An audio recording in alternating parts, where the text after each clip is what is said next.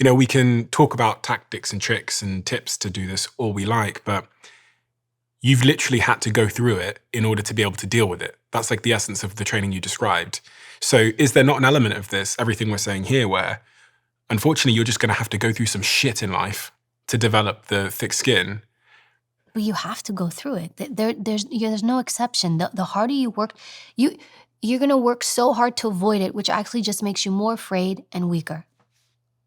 Where it's like, it's just gonna happen, and being okay, we mitigate as much as we can through the circle of people, what we choose to do, what we choose to surround ourselves with. We understand that, right? The bulletproof vest can only cover so much of our body. And then we understand that we are vulnerable in other areas, and you're gonna have to go through it. Even as a mom, like, one of the things is I wanna give my daughter the best tools so that she can problem solve. And it's not just being able to feel the stress, it's being able to, when you're dealing with a scenario like that, you can't just sit and be paralyzed by it. You're like, I have to respond to this. And you learn to cope. You learn coping skills and strategies. You're learning to problem solve. The only way you learn to problem solve is when you're dealing with a problem. If everything's problem-free, you don't know how to problem solve. So one of the things I make sure with my daughter, and even though she's still very young, is I will look at moments where she's frustrated. Let's say she's trying to climb onto the bed. I will let her, as long as it's safe, I'll let her be frustrated and cry and scream till she gets up on the bed. I've seen her do it. I know she can do it. So I will tell her, I will say, work out the problem. There's incremental things we can do in our lives to allow ourselves to learn how to problem solve. There's no escaping problems for anyone. There's no escaping hardship for anybody. There's no escaping trauma or tragedy for anybody. There just isn't. I think when you come to terms with that, you're okay. But it's when you can't come to terms with it and you think life's just bad for me, life's picking on me, my life is hard, my life is this, my life is that. You're not that special. I just did my second TED Talk, and I talked about the 6 inhibitors that hold people back. And it was based off of all the mentors I did, hundreds, which happened after I wrote my book, when people writing in. And one of the biggest things that holds people back is the idea that I'm special. I'm special in that my problems are special, my pain is special, I'm so unique, nobody knows what I'm going through. So when everything around me, if I'm that special, I can't figure my stuff out because I'm not like everybody else. And when you do that, when you have that narrative, that you think of yourself in that way, you are telling yourself, I'm alone in the world because I'm special. Nobody can know what I'm going through or struggling with or dealing with. And it's actually kind of when I would talk with people and you'd give them solutions and they're like, no, but that won't work for me because of this or this and that. It was always and I would tell them, I say this with all the love in my heart, you're not that special. If you recognize that, then you're going to realize that you're not alone in this world going through all this stuff. This stuff isn't just happening to you, and there's solace. After 9/11, I survived 9/11. I was one of the first responders there. I don't even like to use the word survive. I was there. I lived through it. People ask me, how did you deal with the aftermath? Because, you're watching thousands of people die. You almost die yourself. Sorry, just to pause there, because that was an important point for me. Why don't you like to use the word survive? I lived through. Why? Survive to me has a negative connotation. It's not as powerful. I don't like it. To me, I lived through. Survive is this thing happened and this is how it feels. Because I'm trying to articulate it. It feels like I survived through it. It's no, I thrived through that. I lived through that. I thrived through it. Survive makes me think I barely made it, which technically I kind of did, but I don't care. But one of the things that helped me get through it, when people it's trauma, you're watching, I watched thousands of people died, people jumping, and you can't do anything. You tried, I tried. So, and then after that we had search, cleanup, and rescue efforts. And I will tell you, one of the things that got me through it to the point where I barely dealt with any type of real aftermath, like PTSD or anything like that. I'm not saying I didn't get anything, but what helped me through is I wasn't that special. I wasn't alone in it. when you know you're not alone in the world, like you can get through anything.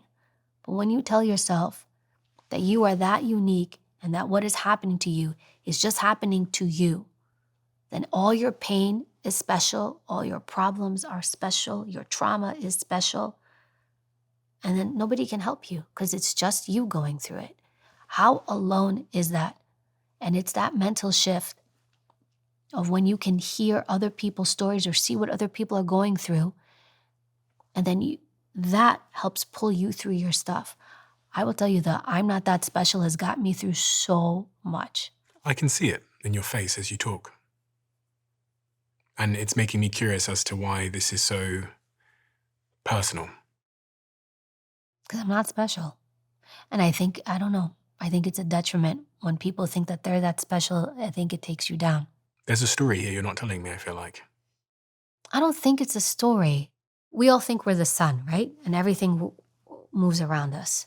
And when you are in that space, when you think you're that special, you self-analyze, you go in a lot more, and you would probably say, well, that's good, Evy. Is it really that good for me to sit and analyze everything going on in my life?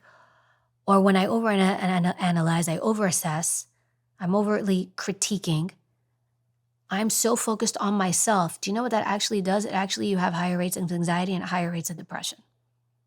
Because I am so self-focused. Now, I'm not saying when I say you're not that special, I don't mean that you're arrogant or narcissistic or self-absorbed. I mean that you are so self-focused that the outside world fades and it's just you and whatever it is you're dealing with. How can you get out of that? That's a very hard headspace to get out of. Why do they stay in that space, in your opinion? I don't think that they realize that they're in that space. They're not listening. Like sometimes you can even talk to people, they're not listening to you. Why don't they want to listen? Like, why aren't they listening? Because they don't think anything's wrong. Or sometimes they'll look to you and be like, oh, you're you.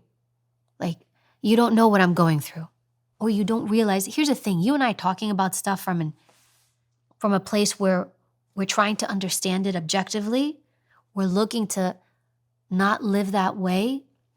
We're looking to understand it, and so we can share it with others. But the only people that are going to receive it are the people that watch this podcast and want to. And even then, when they watch this, they're going to pick and choose the parts that work for them or the parts of this podcast that fit the narrative that they tell themselves. Yes. And I was reading something over Christmas, which is really front of mind, and I think it's part of why I'm so interested in this subject. It was called The Courage to be Disliked. And in the opening chapter of the book, it confronts it's this kid basically arguing with this philosopher. And the kid is saying to the philosopher kind of exactly what we've said. No, I'm a victim of my life, the things that happened to me, my trauma, this is the way that I am, and I don't believe I can change. And the philosopher's making the case to the kid that you can in fact change. And really the insight, the thing the philosopher ends up saying to this kid, which spun my brain for a while and is still spinning my brain a little bit, is this idea that what happened to us doesn't determine our lives, but we use what happened to us to achieve a goal that we have today. Now, to put this into a practical, real example, if I am a kid that is 27 years old and I'm still in my mum's basement and I'm not going out there and getting a job, I might say, yeah, I want a job. But actually being in my mum's basement is actually serving me in some way. And it might seem to be self-destructive to someone looking in, but my mum's bringing me my food. They finally show me attention. If I change, I lose the sympathy. If I change, I lose the attention. And actually, this attention has gotten a little bit addictive. This sympathy, this place of victimhood has gotten a little bit addictive to me in a way that I don't even know, in a way that's actually self-destructive in the near term and the long term. But at some subconscious level, I'm actually addicted to my pain and suffering. And it's funny because I read the book and then I started writing because I like to read things, then try and write them into my own language. And I started thinking about someone in my own life. And it's just, I finally figured out this individual in my life that's been in my life for a long time who, when you look at the actions, you go, they're ruining their own life But when you dig deeper into their identity, being a heroic victim is everything to them.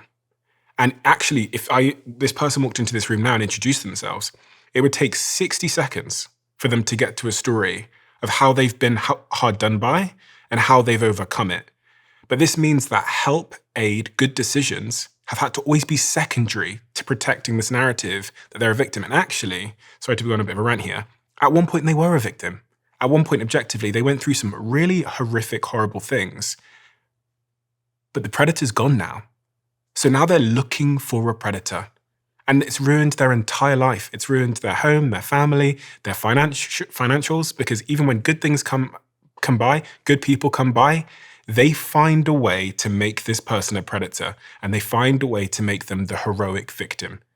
And so it really shifted my brain about like even my own trauma and the narratives and this hero story I tell about myself. I'm like, maybe I'm using what happened to me to serve a goal I have today of projecting to the world that I am fill in the gap. Whatever gives me validation and, reinforcement from people. So anyway. It reminds me a little bit of histrionic disorder, or where you pretend you're sick.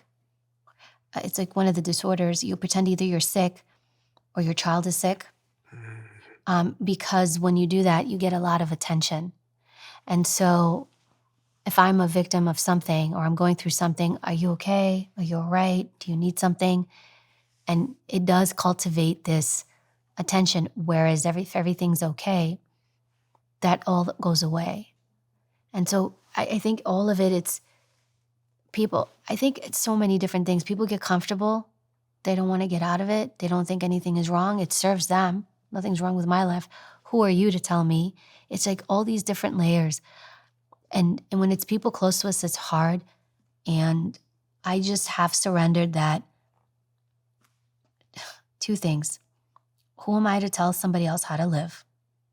So if they think that that's the way their life needs to be, I do have a little bit, I'm not that special, so who am I to tell you that you should live this way? There's a little bit of, or a lot of rather, let people live how they want to live. It reminds me of what you were saying earlier about identity. And I was thinking of something I read recently that said words to the effect of people would go to great lengths to destroy things, including themselves, before they dare edit their own identity. There's a real element of truth in that. You're talking about identity and instrumental mindsets. And I wonder if there's a real risk to developing an identity, because you've got an identity now. Secret Service agent, NYPD, strong woman, doesn't take shit, says it how it is. Well, so in the context of identity, the identity mindset, if we go back, it's that I'm special mindset. I'm in an emotional state, I'm special. That's like identity mindset. That's how you know when you're talking to someone, if they're instrumental or identity. If they're instrumental, they're task-oriented, they're moving, they're trying to solve problems. If they're identity, they're stuck, they're emotional, I can't believe this happening to me. So with that, when you can figure out what mindset somebody is in, then you can talk to them, but you talk to them in the mindset that they're in. If somebody is instrumental, I'm going to know this is a person that's just like, tell me what to do. Just get to the point. I just wanted this, this, and this, and this. There's no feelings. There's no stuff involved. There's no emotions. If somebody's identity, right? It's about them. It's how it's affecting them. Typically, again, when we're very self-focused, higher depression, higher anxiety, because we're overanalyzing things. We're in an emotional state. So when someone's there, it's good for you to know, because you know in that moment, they're not listening to what I'm saying. They are stuck in their space. Now, if I'm looking to progress the conversation, let's say they work for me, I'm going to sit and listen to them, let them offload to a point to get them where I need them to be, or to get them to get to this instrumental space. Like an agency like the U.S. Secret Service, it was very instrumental. Nobody wants to hear you complaining. Get it done. Fix this. Do this. Because they didn't really have the luxury of being like that. Because if you are like that, people die. It's just like you gotta move on. But if your identity, and where it's like you're really wanting other people to understand you, I'm not saying that we don't visit identity land once in a while, but it's not a great place to live either, because you're so self-focused that you can't function. It's me, me, me, me, me. But if you can master this, which you can easily do, when you talk to people, you'll know that person's instrumental. They just need X, Y, and Z. That person's identity. Your friend is identity. The thing with them is their identity almost all the time. Yeah. That's when it becomes a problem. And I've got great empathy and sympathy because defense can become someone's personality, especially if at a younger age, defense was their survival. Do you know what's interesting? And the Harvard Business Review did a study on this. They wrote about this. Do you know that the more you go through, the less empathy you have? So you would think, let's say you've been through your hardships, you would think that because you've been through that stuff, you would have more empathy. But as you rise through the ranks, you actually have less empathy because you've been through it, you've overcome it, and you kind of look at people like, can you please get it together? So, yes. And if you think about it, it makes sense because it's like, get through this. I've gotten through this. Whereas if you're dealing with someone who hasn't gone through it or is in the lower ranks at work, they've got more empathy. Because also think of it too, as you're going up in business, you're dealing with so many more people. You don't have the cognitive space or load to deal with everybody's stuff. So sometimes when people come to me, my boss, and my response is, do you know how much your boss is probably juggling? It's not that they're a jerk. They're instrumental. They're just trying to get stuff done. And you, being where you are, kind of lower in the hierarchy, you're not dealing with as much, trying to juggle as much. And so you're looking for more empathy. You have more space, more time. This person's up here. They're trying to keep that ship from sinking. So that's where a lot of people sometimes get lost with their supervisors. So it's interesting too, because, I even noticed that for myself. I try to have empathy, but there's moments where you're like, man, it can be, you want to control it on the inside, but be like, there's times where you're like, can we please just get it together? Like it's not that big of a deal. On our previous conversation, funnily enough, the most replayed moment in the conversation was where you talk about the dangers of victimhood. Stop, really? Yes. Yeah, the most replayed moment. Wow. I was quite surprised. I think I think most people don't want to be there anymore. Because it's not working out for them. It's not. That's why. I think most people, they're trying really hard. Most people who will watch this podcast or watch things similar to this, they're really trying hard. And they're trying to do better. I do believe that. And I think that's why a moment like that, because they're like, I don't want to be here anymore. Just help me get the fuck out. I respect that because they're trying. Like they're trying really hard as opposed to somebody who's just like, I'm checked out. And that really speaks to people just saying like, I know this isn't working. This isn't where I want to live. This isn't where I want to be. And it's not getting me ahead in life. I live by this credence. If I go tomorrow, am I okay to go? And if it always set things right for me. If you've lived in a way where you're like, I've done or tried to do these things, then you've lived a full life. But being a victim prevents you from living a full life. If everyone is hurting you, if everyone's out to get you, if everyone's doing something to you, if everybody is slighting you, if this person and that person, how are you living a full life? If you're fighting everybody or pissed off at everybody because they disrespected you, they're not giving you what you need, they didn't validate this or validate that, how will you ever get anything done? How will you ever be instrumental? It doesn't mean you need to be a CEO or a Secret Service agent. It doesn't mean you need to be anything like that. It's whatever your journey is, like how will you ever achieve that if you're so easily distracted by all this nonsense? Who says you have to have respect by everybody? It's nice. I welcome it. But I'm not always going to get respect. I can sit and check every single box off. I'll be respectful to you. I'll be kind to you. I'll hand my things in on time. I'll show up on time. I'll do all these things, check all those boxes. There are still no guarantees you'll give it to me. I know. I was a former cop, former agent. I didn't always get it. I was like, I hope I get it, but I don't need it. But we tell people, you need this. Who says who? Who says I need everybody's respect? Who? And who am I to demand it? Who says I need everybody to like me?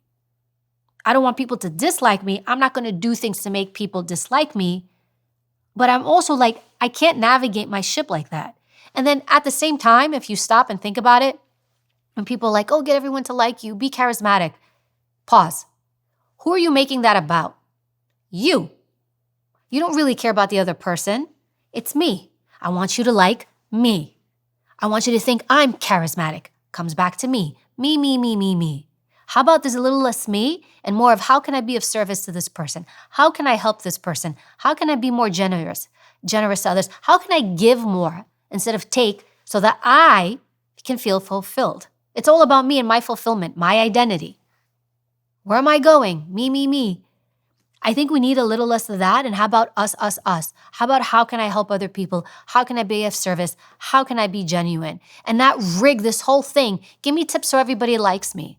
Give me tips so I'm the smartest person in the room. If I'm the smartest person in the room, Stephen, I'm in trouble. I want to be the biggest dummy. Because I'm not learning anything from other people. And who am I to think I'm all this? Why would you want that? You see this marketing stuff come up and we feed people garbage. And then we wonder why everybody's confused, why everybody has a void, because we're telling them, you need more, you need more. You are enough. You are steady, you are good. Stop listening to all that.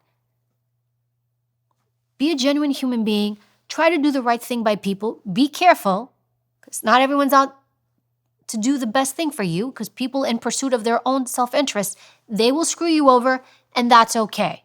Just don't be shocked when it happens. It happens.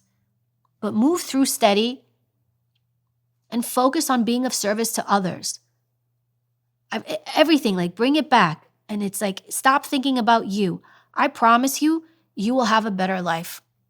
It'll be calmer, it'll be quiet, you'll be less depressed, less anxious, less just because it's not all you. You're in it with everybody else. This is the most crazy stat you'll ever hear. 93.3% of you that watch this channel frequently haven't yet hit the subscribe button. So if you liked this clip and if you like what we do here, please can you do me a favor and hit that subscribe button? And in return, I promise you, I will do everything I can from now until forever to make this channel better and better and better. Thank you.